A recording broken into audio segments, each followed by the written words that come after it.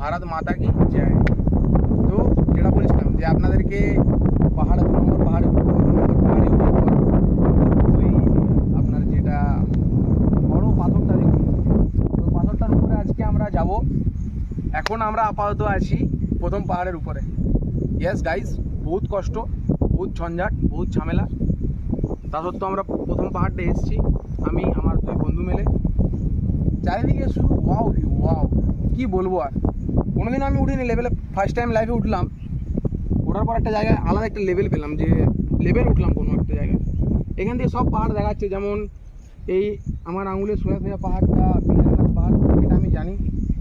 আর মিডিলে যে এই বড়ো পাহাড়টা দেখাচ্ছে, এই পাহাড়টা গড়পঞ্চকোট। আর ওই যে যেটা 3টে দেখুন দেখাচ্ছে, যেটা 3টে দেখাচ্ছে, সেটা হচ্ছে আপনার জয়চণ্ডী পাহাড়।